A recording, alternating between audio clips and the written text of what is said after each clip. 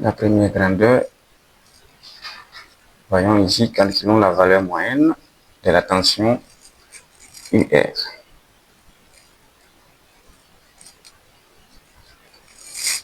On sait que la valeur moyenne d'un signal n'est rien d'autre que l'air sous une période divisée par la période elle-même. Comme ça. Donc tout simplement, c'est cet air-là. Ce signal est périodique, effectivement, de période T, puisqu'on voit la courbe qui commence à 0, ça monte, ça descend, et à partir de T, ça reproduit le même signal.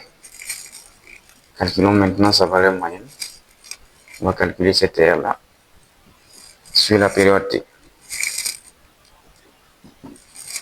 Bien évidemment, on va faire intervenir la notion du calcul intégral.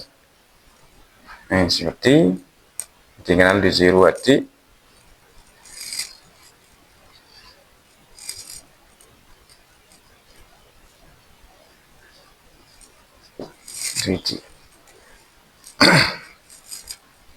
Et comme le signal, on voit de 0 à T sur 2,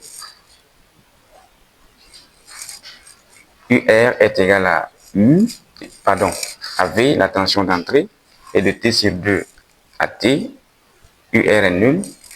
Alors, on va modifier l'expression en écrivant intégrale 1 sur T, intégrale de 0 à T sur 2, pas besoin de prendre la partie nulle, de V dt.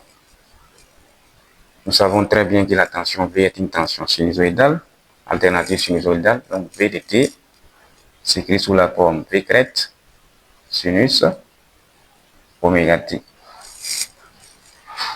On va remplacer cette valeur-là au niveau de la formule. Ça nous donne 1 sur t, intégrale de 0 à t sur 2, V crête sinus oméga t dt. Comme V crête c'est une valeur maximale et une valeur constante aussi, on fait sortir cette valeur de l'intégrale, ça nous donne V crête sur t, intégrale de 0 à t sur 2, sinus oméga t dt. Déterminons maintenant la primitive de sinus oméga t. La V crête sur t. La primitive de sinus oméga t, ce n'est rien d'autre que moins 1 sur oméga cosinus oméga t, pris entre 0 et t sur 2. Je fais sortir 1 sur oméga des crochets, ça nous donne V crête sur oméga t, pris entre un cosinus de oméga t, pris entre 0 et t sur 2. On va remplacer les bornes de l'intégrale. V crête oméga t, un cosinus oméga, facteur de t sur 2,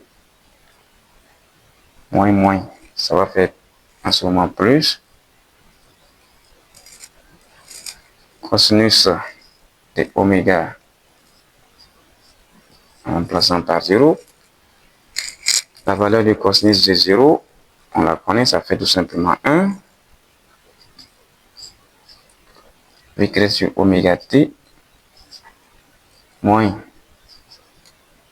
cosinus de 2pi sur t, multiplié par t sur 2, plus 1. Les t se simplifient, les 2 aussi. Donc on aura alors cosinus de pi. Cosinus pi, ça fait moins 1. Moins 1, ça fait plus 1. Donc on a 2 au niveau des crochets. Tout simplement, ça nous donne 2 fois V crête sur 2pi. Comme oméga, ça fait 2pi sur t, multiplié par t. Les t ici aussi se simplifient. La valeur moyenne UR nous donne tout simplement V crête 2 fois V crête sur 2pi.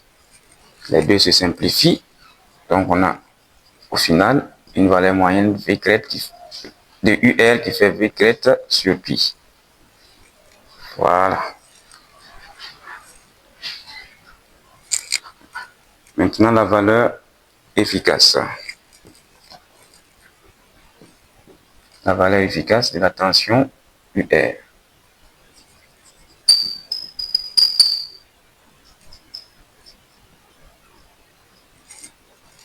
Pour ne pas refaire encore une autre démonstration, la valeur efficace de UR,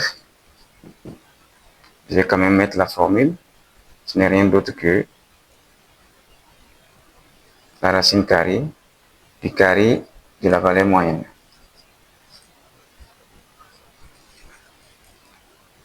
Après démonstration, on a tout simplement V crête sur 2.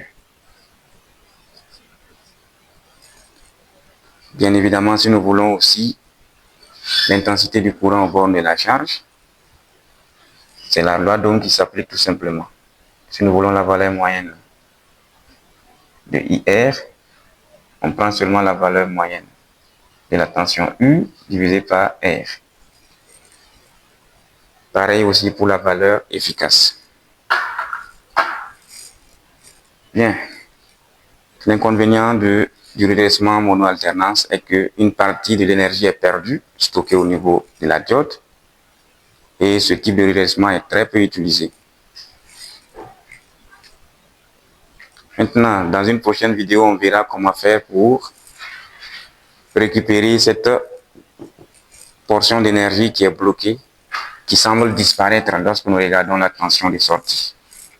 On verra cela dans la prochaine vidéo. Abonne-toi pour la suite.